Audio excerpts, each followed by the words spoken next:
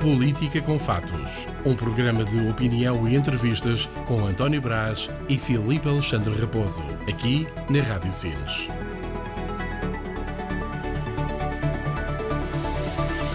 Em 2013, o nosso convidado de hoje apresentou-se como candidato à Câmara Municipal de Sines pelo PS e ganhou com os confortáveis 51,9% dos votos. 4 anos depois, em 2017, reforçou a sua maioria, arrecadando 58,5% dos votos.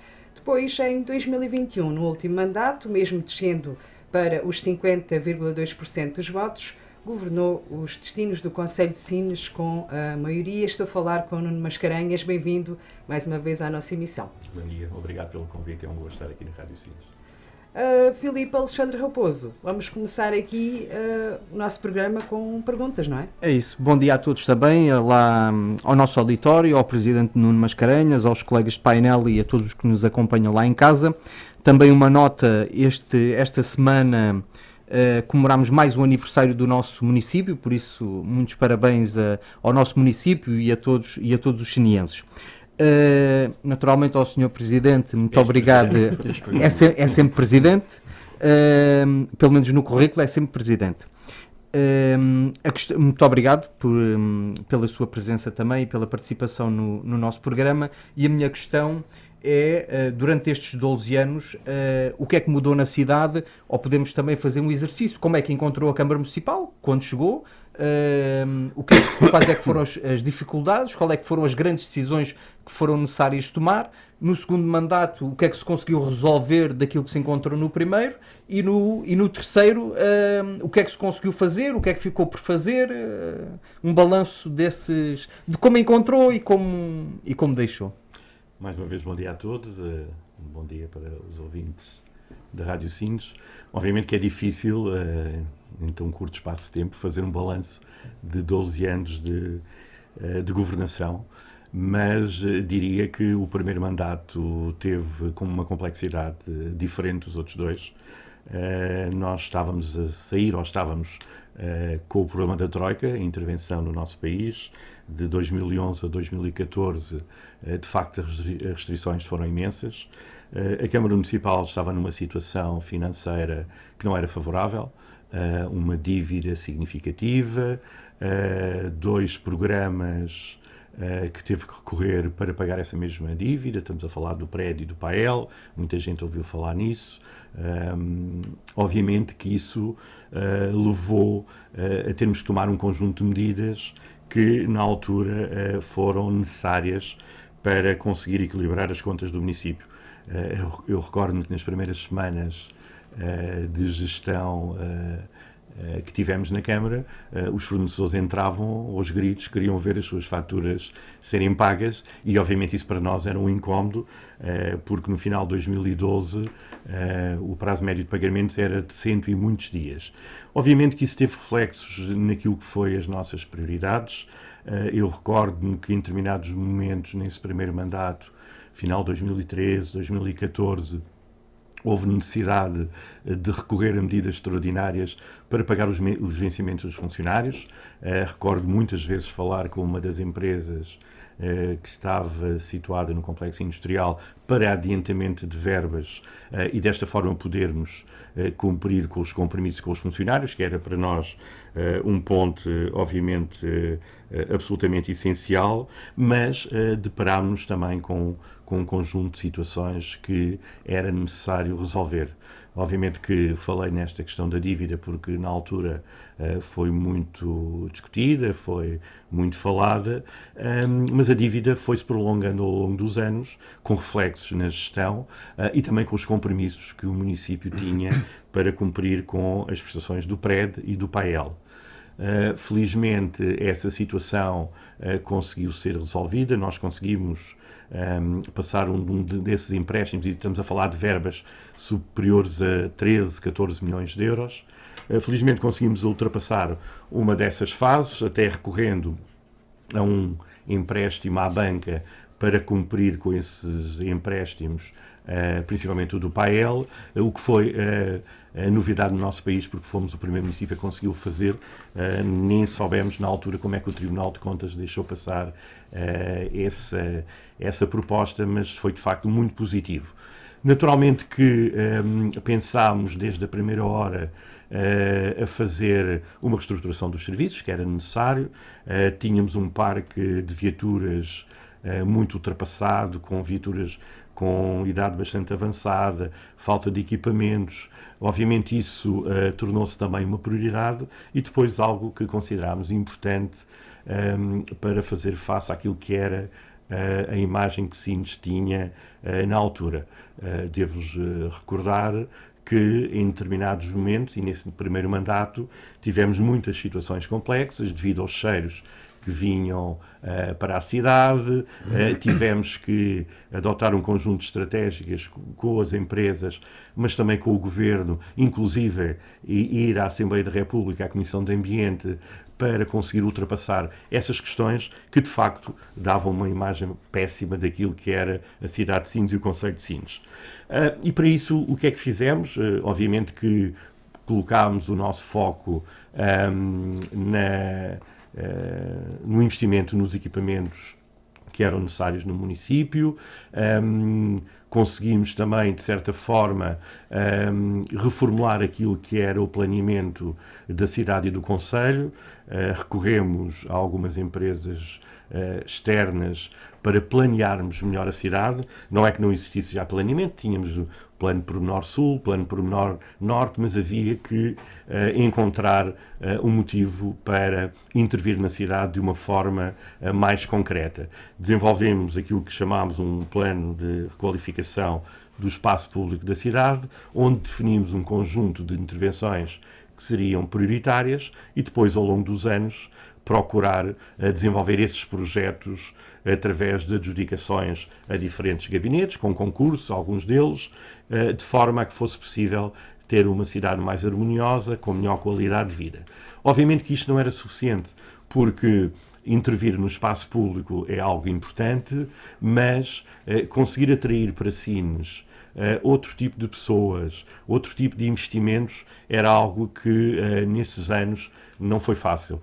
Por um lado, por aquilo que eu disse há pouco, que estávamos sob a intervenção da Troika. Eu recordo-me de contactar um conjunto de grupos hoteleiros e para desvender, entre aspas, aquilo que era o concelho de Sines, e nessa altura ninguém estava disposto a investir no concelho. Obviamente que isso foi algo que não nos fez desmorecer, bem pelo contrário, continuámos a fazer o planeamento e a encontrar aqui aspectos relevantes para intervir na cidade. Eu recordo, por exemplo, que a intervenção que foi feita posteriormente no estacionamento junto à Fripex já fez parte desse plano de requalificação do espaço público, a própria Marquês de Pombal, as intervenções que fizemos no bairro 1º de Maio, que obviamente melhoraram significativamente a qualidade daquele espaço, para além de outras intervenções, fizeram parte desse planeamento que foi efetuado. Mas havia algo que ainda faltava, que era promover o concelho de Sines de forma, como eu disse há pouco, a conseguir atrair mais investimentos e mais pessoas. Isso foi feito também com uma estratégia muito vincada de trazer grandes eventos para o concelho. Recordo-me que em 2017 conseguimos pela primeira vez trazer o Tall Ships, uma grande regata que pelos vistos irá ocorrer também em 2027, e também dar uma imagem daquilo que era a realidade do património cultural em Sines, do próprio turismo, que não correspondia àquilo que foi a imagem que tínhamos nos anos 60, 70 do século passado. Ou seja, conseguir inverter a imagem que tínhamos de Sines industrial, de Sines com poluição, para uma cidade mais agradável, para um concelho onde fosse possível investir e atrair investimentos em áreas que seriam alternativas à indústria, ao porto, àquilo que era a atividade económica predominante no concelho. E, de certa forma, isso foi conseguido. Nesse primeiro mandato, final do primeiro mandato, conseguimos atrair alguns investimentos na área do turismo. que foram importantes. Retomámos algo que tinha sido praticamente abandonado, que teve a ver com o programa Polis, Sudoeste, uma cidade que foi criada para fazer face a um conjunto de investimentos necessários nos concelhos de Sines, Odmira, Aljur e Vila do Bispo, e de facto, pegando nesses projetos iniciais, conseguimos, por um lado, entrar com capital social, reforçar o capital social nessa sociedade e conseguir fazer uma série de investimentos que a Câmara por si só dificilmente conseguiria. Não estou a falar apenas dos aspectos financeiros, estou a falar também das questões relacionadas com os custos das obras e as aprovações dos licenciamentos. E recordo apenas requalificação da praia da Ilha do Pessegueiro, Praia Grande de Porto Covo, Samoqueira, São Torres, um conjunto de intervenções que obviamente melhoraram não só aquilo que era a fruição em Porto Covo, mas também a atração que Porto Covo traria para os anos seguintes. Tá. Viva, muito bom dia. Viva, bom dia, tudo bem? É um prazer reencontrar-nos aqui. Bom dia também aos nossos ouvintes, nas várias plataformas em que estamos a transmitir. Vou tratar por Nuno. Será sempre presidente, obviamente, uma vez presidente para sempre, mas conhecemos há tempo suficiente para não termos esse formalismo a que fomos obrigados durante há alguns anos. Pronto, a questão é a seguinte: percebemos, e corresponde um bocado ao sentimento também, que houve aqui questões financeiras, depois houve uma questão, portanto, de planeamento. Depois, numa segunda fase, houve aqui um trabalho de atração de investimento exterior, tanto industrial como hoteleiro, e depois houve aqui uma política de eventos que me parece que foi relativamente bem sucedida e que projetou Sines sob esse ponto de vista. Mas existiu aqui uma questão para o cidadão comum, e que era esta a grande questão que eu penso que se fez sentir muito ao longo destes 12 anos, e fundamentalmente no último mandato acho que já se fez sentir com muito maior acutilância, que é um bocado o que é que correu mal? É esta a pergunta, e eu vou aqui tentar explicar o que eu quero dizer com isto. Há aqui um aspecto muito visual, que é a questão do espaço público. As pessoas interrogavam-se muito acerca disso, interrogaram-se sempre. Houve aqui questões que o Nuno, se calhar, até acabou por abordar. Durante estes 12 anos houve a questão do Covid, houve uma crise económica, houve atrasos no PRR, houve um conjunto de situações que terão certamente contribuído também para dificultar o que foi a governação. Mas havia aqui questões, por exemplo, a questão do espaço público, a limpeza, os jardins, a sinalização, a marcação das passadeiras. Isto causou, eu acho que isto penalizou muito o que foi a vossa atuação enquanto executivo. E depois houve também aqui algumas questões com as obras. Por exemplo, a Marquês de Pombal demorou demasiado tempo. Eu digo muito isto, acho que a Marquês de Pombal ainda não está concluída, tem um potencial que ainda tem que ser explorado. A questão da Praça da República, o Mercado Municipal, o Parque de Merendas, o Observatório do Mar, era um conjunto vasto de investimentos que existiram e que os projetos existiram e que depois não foram concluídos. Isto para tentar também aqui ajudar um pouco à resposta. Outra pergunta é: o que é que correu mal neste processo aqui em concreto?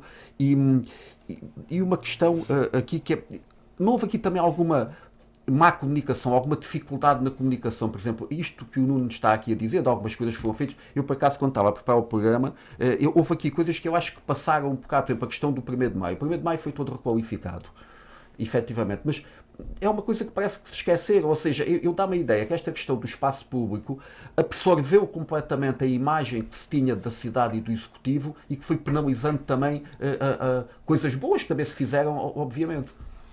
Bom, em primeiro lugar, é sempre um prazer rever o Brás, e não podemos esquecer isso, depois de termos sido opositores nas eleições em 2021 e de termos estado na Câmara durante 4 anos. Obviamente é sempre bom discutir estas matérias. O Brás terá mais vantagem relativamente aos outros porque conhece bem a realidade, mas diria de uma forma muito sucinta que ele acabou até por dar uma boa dica para aquilo que aconteceu.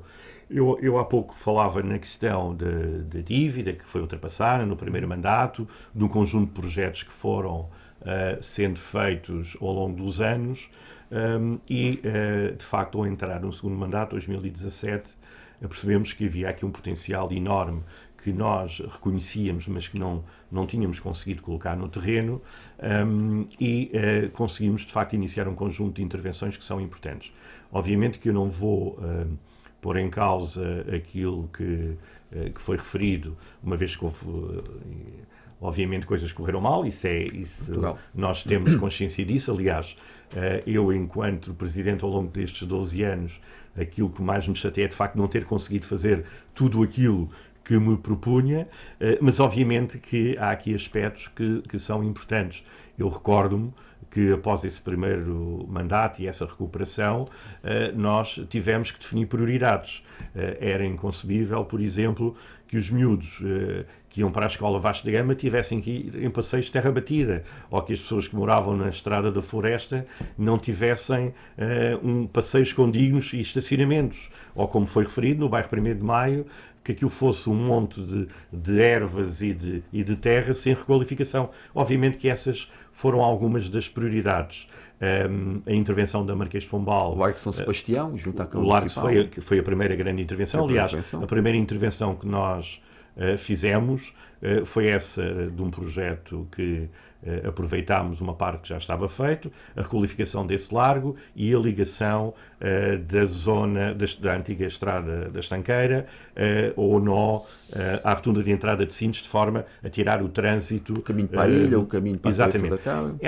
Todas essas intervenções, obviamente, foram sendo planeadas, mas existiu aqui um momento que foi necessário dar prioridade àquilo que era os aspectos mais relevantes para a vida da população, e quando falo da população falo dos mais novos, dos menos novos, e tivemos esse cuidado, ou seja, nós, por exemplo, nas escolas fizemos a intervenção da escola da Quinta dos Passarinhos, que era estou a falar de um investimento de mais de 1 milhão de euros, que só teve cerca de 50% de financiamento, mas tivemos o cuidado de requalificar as outras escolas com parques desportivos novos, a escola número 1, a escola número 3, a própria Vasco da Gama, ou seja, foram sendo feitos, ao mesmo tempo que planeávamos outro tipo de investimentos, foram sendo feitas intervenções que eram importantes. Relativamente à questão da Marquês de Pombal, naturalmente que após a crise que vivemos da Troika, muitas das empresas de construção civil não retomaram a capacidade que tinham anteriormente.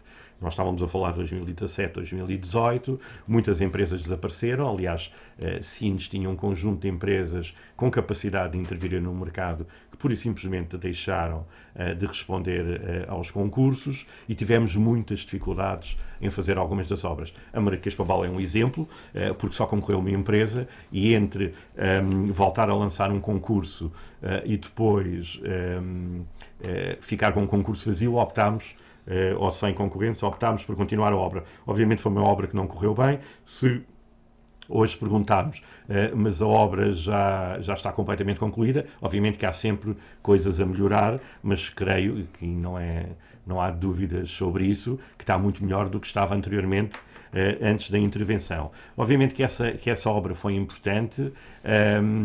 Nós tínhamos outras intervenções programadas nas ruas que ligavam ao Marquês de Pombal, cujos os projetos estão concluídos. Aliás, o Brás conhece bem, porque nós aprovámos numa das últimas reuniões de Câmara cerca de uma dezena, 12 projetos que estão concluídos, portanto, projetos que estão prontos a serem lançados e que vão desde a requalificação de ruas na zona histórica, a intervenções, por exemplo, na Rota do Património, que era algo que há muito tempo vínhamos tendo como prioridade de ligação daquilo que foi o trabalho efetuado nas Salgas Romanas, com o castelo, com a construção da Casa Forte para apresentar uma coleção de moedas, até à ligação à Senhora das Salvas e ao Observatório do Mar. Ou seja, havia um conceito de promover o conceito de Sines através do turismo, através do seu património, que foi iniciado, e não foi por acaso também que colocámos grande foco na reabilitação do património, não apenas as Salgas Romanas, como o Centro Recreativo Sinense onde está atualmente o posto de turismo, o próprio Observatório do Mar, que teve também um conjunto de vicissitudes. A obra está praticamente concluída, tem um problema porque a ligação elétrica não está feita e não foi possível fazer os conteúdos, mas temos, vou só terminar, mas está em condições, logo após a ligação elétrica, de ser utilizado para exposições ou para outros eventos. Ou seja, houve aqui um conjunto de intervenções que foram feitas e importantes para a cidade. O que é que correu menos bem? Correu, de facto, que não tivemos sempre empreiteiros sérios, mas isso é um problema que não depende da Câmara, mas que a Câmara, todas as câmaras têm que viver com isso. Tivemos projetistas que sucessivamente foram adiando a conclusão dos projetos, revisões de projetos que foram necessárias. A lei muda e obriga a que exista uma revisão de um projeto depois de um projeto já ter sido feito. Ou seja, houve aqui um conjunto de constrangimentos. Não esquecendo, contudo, o maior constrangimento era conseguir ter fundos comunitários para fazer face ao custo das obras. A Câmara, por si só, recorrendo à banca ou com capitais próprios, não conseguiam fazer muitas das obras que tinham em mente. E daí a necessidade de fazer candidaturas. O quadro comunitário, o Portugal 2020, conseguiu financiar um conjunto de obras, em parte, mas outra parte, obviamente, isso não foi possível. Essa resposta vem a adensar a minha pergunta, ou seja, foram feitas coisas mais difíceis do que aquilo que se calhar tinha mais impacto. Porquê é que não foi possível tratar dos jardins, da limpeza da cidade, dos pavimentos, da sinalização, que são coisas às vezes mais fáceis de resolver do que muitos dos projetos e das candidaturas que foram feitas, mas que têm um grande impacto junto da população? Isso é verdade. Eu não vou arranjar desculpas para o facto de algumas dessas intervenções. Há pouco falou-se na questão da repavimentação das ruas, que era essencial. Nós fizemos uma empreitada em Sines e Porto Covo que não era suficiente, começámos a preparar a segunda. Há pouco o Brás falou e bem na questão da estrada da Ilha do Pessegueiro, da estrada da Cabeça da Cabra, da estrada de Santorres, foi a primeira que fizemos, a do Casoto. Neste momento está lançado também o Paiol, mas de facto na cidade houve aqui uma demora em preparar os concursos e isso obviamente é um problema interno que obviamente foi ultrapassado. Muitas dessas intervenções só em cima das eleições é que aconteceram, que é algo também que não se compreende, mas obviamente aquilo que está feito dificilmente se consegue modificar, mas o mais importante é que foram feitas essas intervenções. A cidade neste momento está melhor do que estava há 2 ou 3 anos atrás. Há muito ainda por fazer, mas não podemos esquecer que Sines é uma cidade diferente de todas as outras. Não podemos comparar Sines a Santo André, nem Santiago, nem Odmira. Nós, para além dos habitantes que temos, todos os dias recebemos mais 7, 8 mil pessoas para trabalharem aqui. E, obviamente, isso subcarrega em muitas infraestruturas, não apenas a questão da água, que vou confessar isso, o Brás dizia numas reuniões de Câmara, recordo-me, mas isso não dá votos. E é verdade, as intervenções que estamos a fazer em Porto Covo, de criar melhores condições de abastecimento da água, a construção do novo depósito de água em Sines para fazer face à degradação daquilo que já existe. Tudo isso, obviamente que são obras que não dão votos, mas são essenciais. É a face no visível dos investimentos. Obviamente, e nós temos consciência disso, mas não nos podemos esquecer que, ao mesmo tempo que estávamos a fazer obras, estávamos a fazer outras obras para as pessoas. Nuno, desculpa, mas eu compreendo isso tudo e ainda mais tendo sido autárquico, ainda compreendo melhor isso. Mas aqui tentar chegar também aqui um bocado ao público é precisamente essa a questão, que é, quando se investe 1 milhão ou 2 milhões em infraestruturas enterradas, pronto, isto é uma coisa que não é visível, até causa um incómodo às pessoas porque ficam temporariamente sem água, pronto. Mas o que é que falhou para não se investir, diria eu, não sei, 1 milhão de euros para ter uma empresa, eu sei que é difícil contratar pessoas, mas para manter a cidade limpa, porque eu acho que isto teve um impacto tão grande na vossa governação, que deixou uma marca muito forte na vossa governação de algum abandono da cidade, alguma degradação do espaço público, quando vocês fizeram coisas com investimentos muito mais avultados e muito mais complexos. Há um pormenor que, obviamente, as pessoas esquecem. É que, no final do primeiro mandato, ainda não tínhamos capacidade financeira para adjudicar o que quer que fosse o exterior. Ou seja, era impensável ir adjudicar prestações de serviço a entidades que depois só pagávamos a 3, 4, 5, Sim, 6 claro, meses. claro. As empresas não iam nisso. Só quando tivemos essa capacidade, já no final do segundo mandato, foi possível fazer muitas adjudicações aos exteriores. Infelizmente, neste último ano e meio, tivemos um conjunto de prestações de serviços, uma delas a maior de melhoria do espaço público, onde o segundo classificado, ou a empresa que foi escolhida, impugnou o concurso e estamos há cerca de 6, 7 meses sem ter uma decisão por parte do Tribunal. Tudo isto, obviamente, contribui. Não é justificação. Os meios internos mas não eram suficientes para manter a cidade. Nem nunca foram suficientes para manter a cidade, porque se nós analisarmos o quadro da Câmara, e se conseguirmos olhar para as pessoas que andam na rua, a maior parte são do sexo feminino, são mulheres, que têm algumas delas problemas de saúde, que não conseguem fazer um trabalho que seja, obviamente, de força, um trabalho a carregar coisas. Temos de ter aqui um complemento e isso é difícil para uma cidade como Sines, por uma razão muito simples, é que os vencimentos que se pagam na Câmara Municipal ou nas câmaras municipais não correspondem à realidade dos territórios. Aquilo que se paga numa Câmara Municipal como a de Sines é muito inferior a qualquer empresa de jardinagem, uma empresa de limpeza no exterior. E, obviamente, isso tem reflexos naquilo que é a falta de mão de obra que tem existido ao longo dos anos na Câmara. Muito bem, em relação a preparar a cidade para os grandes investimentos, né? Porque Sines sempre foi notícia pelos grandes investimentos e naturalmente continua a ser, e certamente também houve aqui um trabalho da Câmara Municipal na atração desses grandes investimentos e principalmente agora nos últimos anos provavelmente vamos ter dos maiores investimentos alguma vez realizados em Sines. A minha questão é se em simultâneo houve uma preparação da cidade para esses investimentos, ou o que é que está previsto, ou o que é que foi planeado para podermos ter essa capacidade de atração e de agora a cidade acompanhar esses grandes investimentos. Qual é que foi o papel da Câmara, tanto numa coisa como noutra? Obviamente que a Câmara teve aqui um papel fundamental. Aliás, eu recordo que em determinada altura decidimos assinar com a APS e com a ICEP Global Parques um protocolo no sentido de intervirmos mais no exterior, conseguirmos promover o território lá fora e desta forma ser mais fácil atrair investimento. Naturalmente que tivemos aqui uma preocupação quando o Brás há pouco disse, mas falharam muitas coisas, é verdade, mas não nos podemos esquecer que existiam várias frentes. É que o Presidente da Câmara Municipal de Sines, quando acumulava com a Câmara Municipal a presidência da direção da Escola de Artes, era presidente da ETLA, era presidente do Sines Tecnopolo. Havia um conjunto de frentes que era importante atacar. E se hoje formos analisar a situação financeira e a estabilidade dessas instituições, é muito diferente daquilo que apanhámos em 2013, porque não queríamos que essas instituições pudessem ter aqui qualquer percalço e desaparecerem. Portanto, fizemos esse esforço. Obviamente que, tendo em conta esse planeamento e aquilo que era previsível, uma das nossas prioridades foi, de facto, por um lado, na habitação, conseguir desenvolver loteamentos que a Câmara não tinha, embora tivesse os terrenos, não tinha loteamentos, desenvolver loteamentos que fossem colocados no mercado e, desta forma, que os privados conseguissem intervir.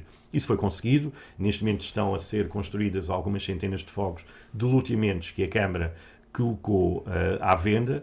Felizmente houve procura e as coisas estão a acontecer. Só tenho pena que o maior loteamento aprovado há tantos anos ainda não esteja em construção e, curiosamente, nada tem a ver com a Câmara, tem apenas a ver com uma empresa do Estado. Estamos a falar de loteamentos junto à antiga Refer, são mais de 170 fogos que continuam há mais de 20 anos por concretizar. Esperemos sinceramente que ao fim de vários governos seja possível resolver esse problema, porque é obviamente algo que me preocupa. Relativamente aos equipamentos, e respondendo concretamente a essa questão, obviamente que a educação, o desporto, a cultura são áreas que têm que estar preparadas para receber esses novos investimentos e essas pessoas que vêm para o Conselho, porque não podemos pensar que vamos atrair grandes investimentos de muitos milhões de euros e depois não dar condições a essas pessoas. Por um lado, a prioridade são as pessoas que cá vivem e, obviamente, temos que pensar nelas, mas também dar condições para que haja fixação de trabalhadores que venham para cá. Isso foi sendo feito, como eu disse, na requalificação das escolas, ainda há um trabalho por fazer. Há também projetos que têm que ser lançados e que estavam pensados, nomeadamente uma nova escola básica que estava a ser pensada junto à Poeta Alberto e também o projeto que deixámos em orçamento para reabilitação da escola Poeta Alberto, que só o projeto são mais de 250 mil euros. O Brás falou e bem, a questão do Politécnico de Setúbal, que para mim é dos projetos mais importantes que nós temos tentado atrair para o território. Temos boas notícias, uma vez que o projeto internamente no Politécnico está aprovado. Este governo achou também muito interessante e está a apostar em que seja uma realidade e, obviamente, este é para mim uma das apostas fundamentais para o crescimento de Sines e para a fixação de pessoas no Conselho. A vinda de uma escola superior que já tem o local destinado e conjuntamente com a ETL e com outras instituições pode fazer a diferença aqui no território. Temos que ir à frente, temos aqui algumas questões que vamos tentar chegar lá. Uma última questão, antes de depois irmos à nossa rúbrica Via Verde. A questão das contas e a redução da dívida. Eu acho que é talvez a imagem mais forte que ficará da governação, também porque foi feito, e entendo que bem, da vossa parte enquanto executivo, utilizaram esta mensagem também do ponto de vista eleitoral e na prática. Mas há aqui algumas questões, e a minha questão centra-se nisto. Há uma redução da dívida, ou seja, não há um pagamento da dívida, que é normal, até porque é obrigatório, mas não há nova dívida, o que permitiu que a dívida fosse paulatinamente reduzindo ao longo dos 12 anos e reduziu sempre. Não houve nenhum pico, e é verdade, e reduziu muito significativamente, e como o Nuno aqui diz, era um entrave até, ou seja, a dívida pode ser boa até o momento em que complique com a gestão. Pronto, e isso acho que foi ultrapassado, portanto, a dada altura foi ultrapassado, mas existe aqui uma questão que é a redução da dívida também é acompanhada de uma redução do investimento. E 12 anos é muito tempo e as coisas evoluem imenso em 12 anos, mas se nós olharmos para quando, em 2017, quando tomam posse até ao final dos 12 anos, por exemplo, aqui a questão, o quadro pessoal, os custos com o pessoal passaram aqui de 8 para 12 milhões. Portanto, há um crescimento que tem a ver até com imperativos legais dos aumentos da progressão na carreira. Depois aqui os custos nas aquisições e nos serviços também cresceram muito, ou seja, as despesas correntes passaram de 17 milhões para 25 em 12 anos, são mais de 65%. A minha questão é, a redução da dívida é muito importante, obviamente, para quem hoje governa a autarquia de Sines, porque dá-lhe outras ferramentas para poder gerir a autarquia, mas simultaneamente tem aqui um aumento muito grande, ou um condicionalismo muito grande nas despesas correntes. E a minha questão aqui é se existia algum plano de contenção de custos, portanto, idealizado por vós, no caso de terem ganho ou terem continuado, se o Nuno pudesse continuar a governar, se existia algum plano de contenção de custos. Porquê? Porque eu acho que neste momento a venda de terrenos, que foi a vossa gestão também foi muito assente, tiveram muitas infelicidades, como já falámos, do Covid, dos atrasos do PRR, mas também tiveram uma coisa muito boa, foi o aumento do preço dos terrenos, que venderam e bem vendidos do ponto de vista financeiro, mas que é um bem que não é elástico, ou que seja, que não é para sempre. Ou seja, havendo hoje menos terrenos para vender, ou pelo menos os preços já não serão tão bons, ou pelo menos não se pode vender terrenos para sempre, considerando que há aqui um aumento das despesas correntes, muitas delas que se calhar também não se pode reduzir, algumas pode, outras não. Qual é que é aqui o caminho? Portanto, no caso do Nuno, se tivesse continuado, havia aqui um plano de contenção de custos, porque perante este aumento das despesas correntes, esta dificuldade de continuar a vender terrenos e depois aquilo que eu também aprovei, o conjunto de projetos que nós aprovámos, não se terá aqui gerado algum condicionalismo à atual gestão autárquica? Não. Não, por uma razão muito simples. Obviamente que o endividamento era essencial, porque com uma dívida elevada não podíamos fazer investimento, portanto essa teve que ser a primeira prioridade, mas neste momento a capacidade de endividamento da Câmara é superior a 13 milhões de euros. O que é que eu quero dizer com isto? Basta ir à banca para poder fazer um conjunto de investimentos que são importantes. Mas para além disso, há algo que para mim é fundamental. É que quando saímos, portanto, no passado dia 3, nas contas da Câmara ficaram mais de 5 milhões de euros e, para além disso, ainda uma receita de cerca de 700 mil euros de impostos. Ou seja, do ponto de vista estritamente de tesouraria, não haverá problema para os próximos tempos. Relativamente às questões que falámos de dívida, é que o problema é que não foi só a dívida. Para além da dívida dos 20 e tal milhões, a Câmara foi condenada a pagar às Águas de Santo André cerca de 3 milhões de euros e teve que devolver de derrama 3,5 milhões de euros. Ou seja, para além dessa dívida, ainda tivemos mais cerca de 7 milhões de euros. Relativamente às questões das prestações de serviço, obviamente que é muito importante, após termos uma folga financeira e termos capacidade financeira, de dar melhores condições à população, encontrar prestadores de serviços que possam, obviamente, vir ao encontro daquilo que são as qualidades essenciais ou mínimas dos serviços que prestamos à população. E vou dar, por exemplo, um exemplo.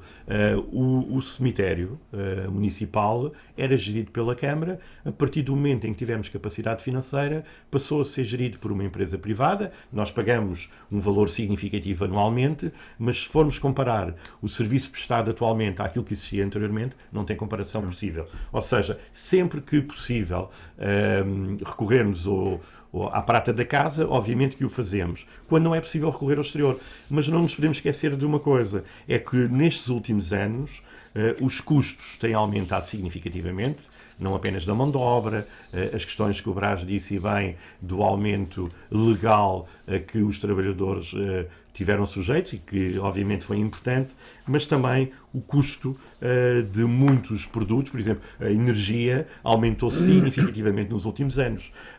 O preço da água, nem tanto, porque conseguimos manter a nossa autonomia e isso, obviamente, que é um dado adquirido. Mas quisemos também fazer algo que era importante, investir, como eu disse há pouco, no desporto, na cultura, na educação, dando também benefícios fiscais aos mais novos e aos menos novos. Os impostos nunca aumentaram, pelo contrário, ao longo destes anos, destes 12 anos foram diminuindo e conseguimos fazer algo que seria impensável há uns anos atrás. Sines é hoje uma referência do ponto de vista desportivo, do ponto de vista cultural. Temos grandes eventos desportivos que vieram para Sines. Do ponto de vista cultural, há um investimento significativo.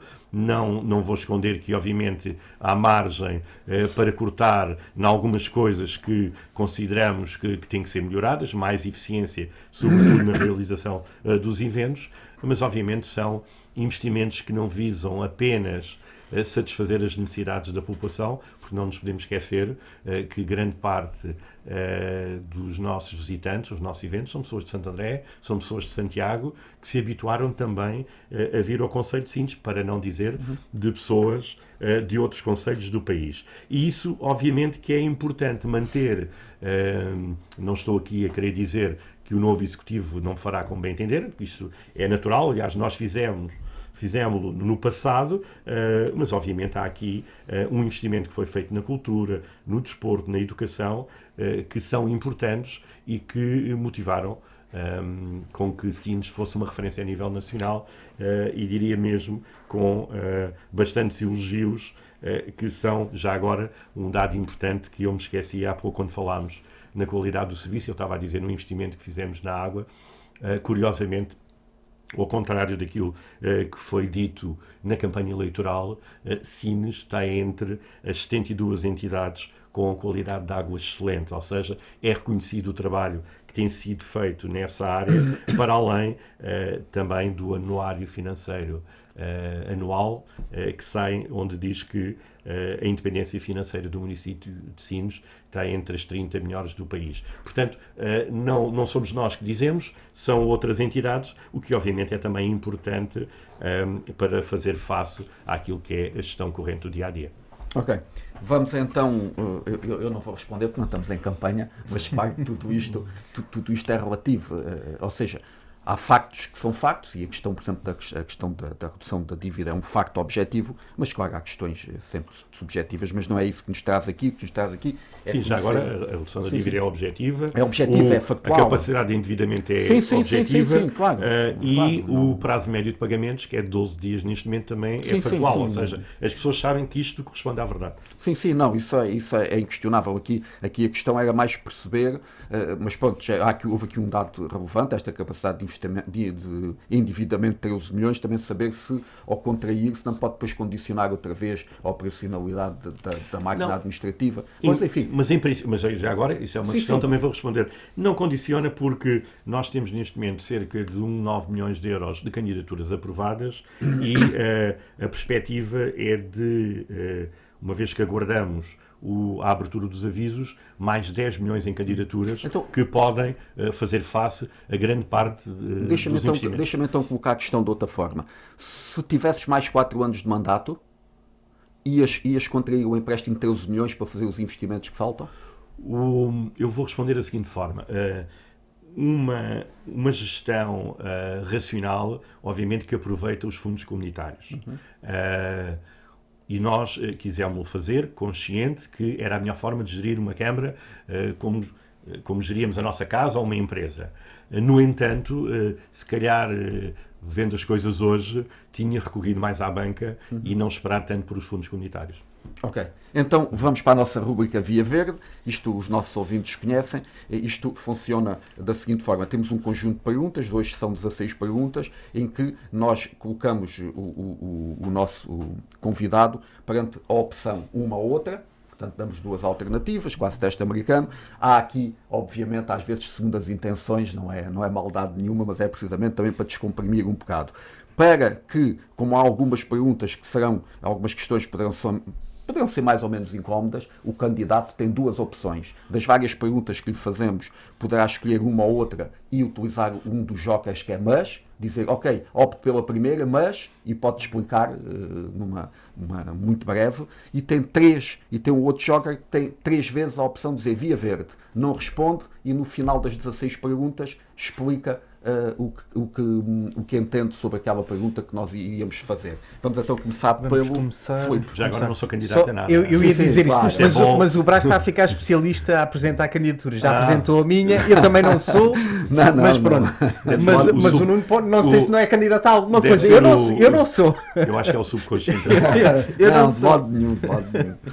Então a primeira pergunta é: Festival Músicas do Coelho ou Festival Músicas do Nuno? Bom, essa é uma resposta óbvia. Isto que eu não consigo dizer só sim ou não, mas obviamente é um festival do Dr. Manuel Coelho, que foi ele que o criou. Obviamente nós aperfeiçoámos e demos um toque. Temos que seguir. Não é um mas, é mesmo do Dr. Manuel Coelho. Ok. Minha questão: maior vontade de derrubar o elevador ou maior vontade de derrubar as ervas dos passeios? Eu diria que as duas, mas neste caso as ervas. Ok. Marquês de Pombal, antes das obras ou antes de estarem concluídas as obras? A resposta só pode ser uma, depois das obras. Okay. Bairro dos 124 Fogos ou Quinta do Meio?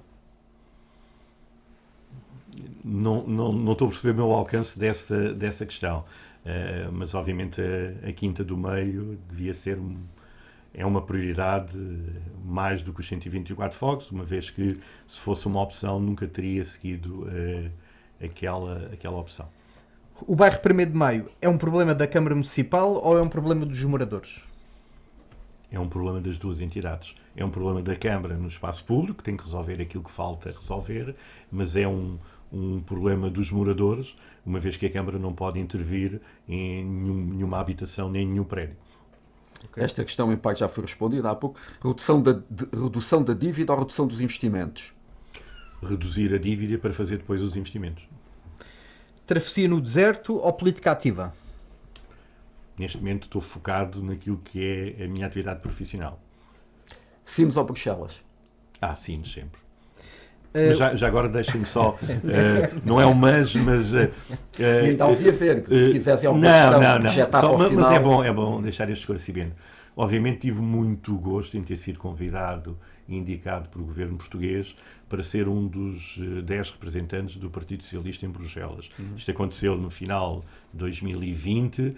É algo que julgo todos os autarcas deviam passar, porque é uma aprendizagem incrível e permite discutir noutra sede aquilo que é o futuro dos territórios. PS ao centro ou PS à esquerda? Ao centro. Sines, cidade cosmopolita ou vila histórica? Essa também é fácil. Sines, cidade cosmopolita, mas com muito património histórico reabilitado. Administração do Porto de Sines ou Assembleia da República? É agora as minhas funções, é na administração do Porto, obviamente. Esta aqui já me estou a rir. Parque de Campismo de Sines ou Pestana Porto Covo Beach? Não é uma pergunta difícil, porque o problema do Parque Campismo está em tribunal, mas a prioridade deve ser desbloquear o Parque Campismo. Agora, não deixo de reconhecer que os investimentos do Pestana em Porto Covo são algo absolutamente essencial para aquele território. Tasquinhas ou restaurantes?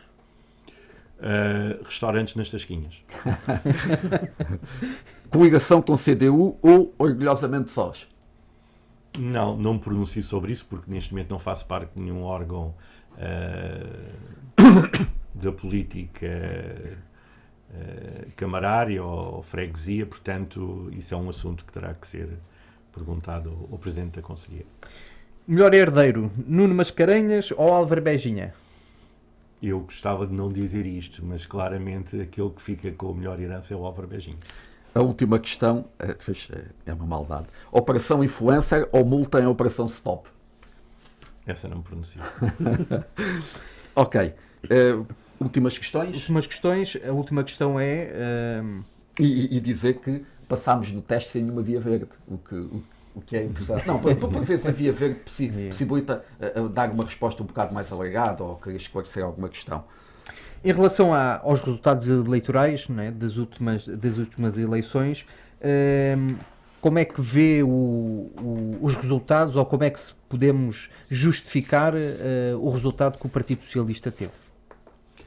Eu não faço, e não estou aqui nessas funções de fazer análise aos resultados eleitorais.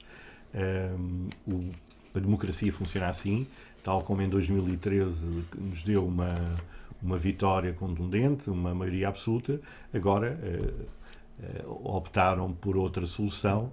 Obviamente que estou em crer que daqui a 4 anos haverá certamente outras batalhas, outras disputas aguerridas, mas não estarei certamente nesse embate. Mas esta questão aqui do resultado, enfim, se permita, não sou um entrevistado, mas há aqui algumas questões. Há o desgaste natural, e mais que óbvio. Eu costumo, e já disse aqui, eu acho que neste momento, fosse quem fosse o candidato do PS, seria muito difícil que ganhasse em Sines, como teria sido há 12 anos atrás, fosse quem fosse o candidato. Normalmente, ao fim dos 12 anos, e até porque se criou-se este espírito no inconsciente, criou-se esta ideia no inconsciente do eleitor, que 12 anos é aquilo que se deve governar e ao fim de 12 anos se deve mudar. O que a lei vem dizer que os 12 anos cria um bocado essa sensação. Mas, na tua opinião, até como cidadão, como eleitor, os 12 anos pesaram, inequivocamente, eu não tenho dúvida acerca disso, mas terá havido aqui outros fatores. A questão do candidato, e é inevitável a gente aqui hoje o Fernando não pode ficar fora desta conversa. Eventualmente, se fosse o Fernando, podia ser melhor. Eu dou a minha opinião. Eu acho que o Fernando também não ganharia as eleições, é a minha opinião. do ponto de vista... Eu acho que temos que marcar uma entrevista com o Brás. Não, posso passar para aquele lado mas, e eu coloco as questões. Mas isto para dizer eu posso responder. Tu atendes que o que eu estou a dizer é porque foi uma pesada derrota. Isto foi só o impacto do desgaste ou também foi uma questão da opção dos candidatos, uma má campanha, uma má comunicação? Isto resultou Eu, como disse, não me vou pronunciar sobre essa matéria, portanto é um assunto que obviamente estou envolvido porque faço parte de uma organização, mas não vou pronunciar sobre isso. Seria o mesmo que analisar se o movimento independente, com o Brás à frente ou com o Gonçalo Naves, qual foi aquele que teve o melhor resultado. Isso são matérias que obviamente são do foro interno, não me queria pronunciar, mas percebo a pergunta, como deves perceber também que eu prefiro não responder. Ok, a última questão. Vamos falar do futuro, vamos acabar com esta última questão. Quem está há 12 anos à frente da autarquia, e tu antes de seres autarca já tinhas sido vereador, já tinhas sido deputado, enfim, acumulaste algumas funções. Deputado não, nunca fui. Nunca fui membro da Assembleia. Nunca foste membro da Assembleia? Pois não, foste vereador e depois, sim, coincidimos aí. Eu é que era deputado na Assembleia. Bom, mas, enfim, tens aqui um acumular de experiência vasta e 12 anos como presidente da autarquia de Sines. Pronto, enfim, cada partido, cada organização é que sabe, mas a pessoa também sabe. Quais são as tuas ambições políticas e de que forma... E aqui também dizer uma coisa que é, e isto às vezes sucede com os presidentes das autarquias, que é como é que um partido deve utilizar esta experiência, este ativo que tem, porque tu neste momento continuas a ser do Partido Socialista, obviamente, tens as funções ou não dentro do partido, mas tens um acumular, tu e quem esteve contigo, a tua equipa, tem um acumular de experiência muito significativo que não pode ser desprezível para um partido, ou não deve ser. E o Brás já lançou a candidatura, só falta saber o quê, não é? Não, eu não estou a lançar a candidatura. Aqui a questão é mesmo esta, porque é assim, há muita falta de massa crítica em todos os partidos. Sim, de participação cívica. E depois, por outro lado, os partidos, por vezes, prescindem de pessoas que tiveram esta experiência, seja na oposição, seja no poder, que têm uma vasta experiência e um vasto conhecimento. Bom, essa resposta é muito simples. Não vou esconder que tive abordagens para eventualmente poder concorrer a outros municípios. Depois de ser Presidente da Câmara de Sines durante 12 anos, era impensável aceitar um convite dessa natureza. Portanto, para mim, acaba aqui este percurso de Presidente de Câmara, mas não quer dizer que no futuro não possam existir outros desafios. Naturalmente que vou acompanhando aquilo que é a política nacional, regional e também nacional. Tenho política local, obviamente.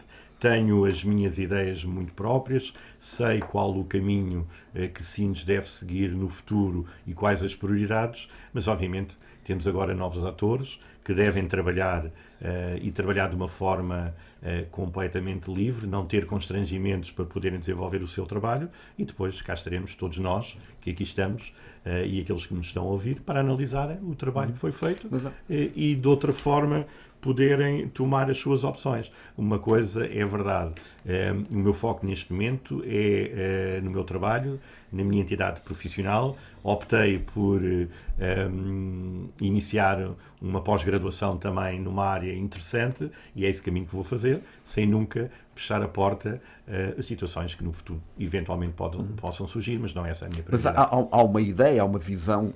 E é correta essa ideia. Eu não respondi claramente. Os autarcas, e não são só os autarcas do Partido Socialista, eu tenho falado, eu durante este período que tive no Comitê das Regiões, de forma pontual, e também enquanto Presidente do Conselho Regional, que muitas vezes tive que estar em Évora, tive a consciência que quando terminam os mandatos autárquicos, muitos dos autarcas não são suficientemente valorizados. E não estou a falar apenas do Partido Socialista, estou a falar de todos os partidos, uma vez que convivemos com vários colegas de outros partidos políticos. E isso, obviamente, é algo que os partidos políticos têm que inverter, uma vez que os autarcas têm uma experiência que dificilmente consegue ser substituída por pessoas que, obviamente, só foram deputados ou só tiveram experiências de governo e que não têm o contacto com as populações, que é obviamente importante. Há uma ideia, vamos ver. Portanto, construíste, naturalmente, até antes de ser eleito,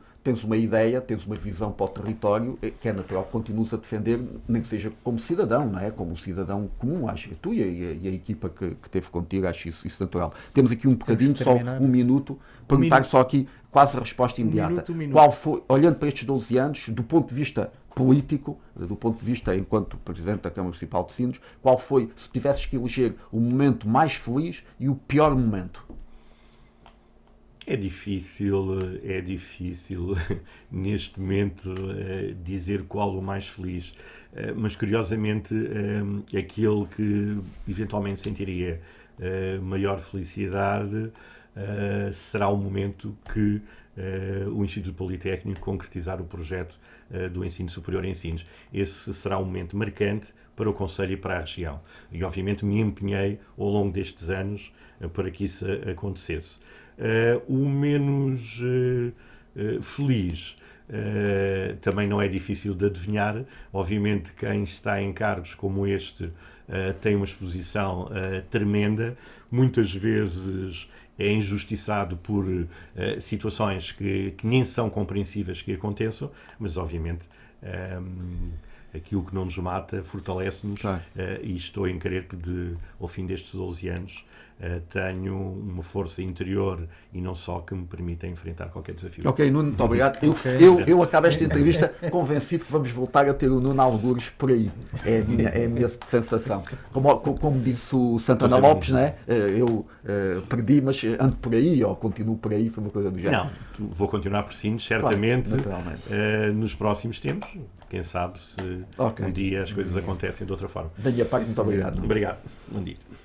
Bem, agora vamos aqui à sugestão do livro do Filipe Alexandre Raposo. Então esta semana a sugestão do livro é A Revolução, a Construção da Democracia Portuguesa, que é um livro da autora Maria Inácia Rizola, que é uma estudiosa destas matérias do 25 de Abril e neste caso também do 25 de Novembro.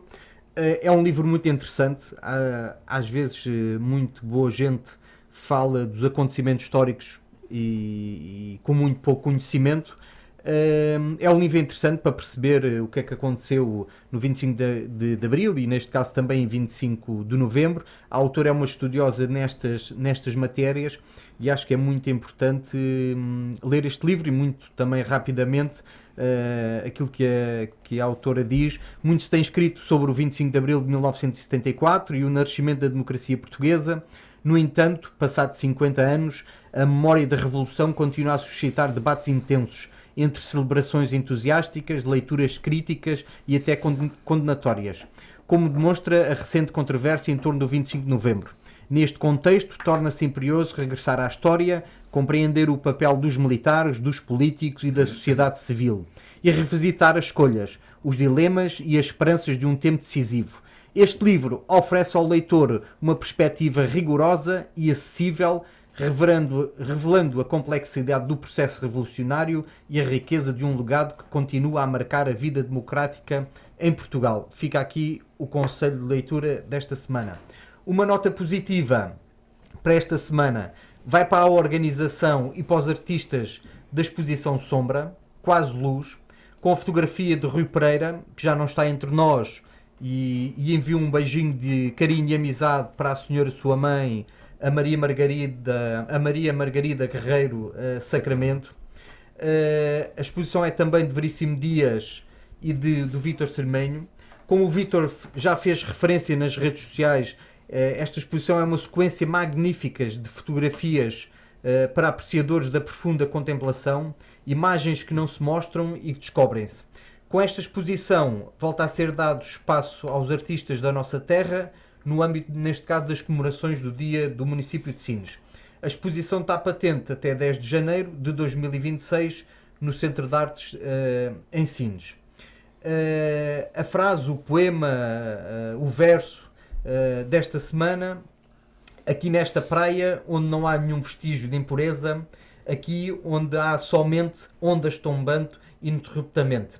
Por espaço e lúcida unidade, aqui o tempo apaixonadamente encontra a própria liberdade, de Sofia de Melbrain. Os nossos ouvintes lá em casa já sabem, se quiserem enviar sugestões comentários, opiniões, podem sempre fazê-lo para politicaconfactos@radiosinos.com e muito obrigado a todos. Estamos assim a terminar esta emissão do programa Política com Factos. Este programa pode ser ouvido na Rádio Sines todas as quartas e domingos às 11 da manhã. Desejo a todos um excelente resto de dia.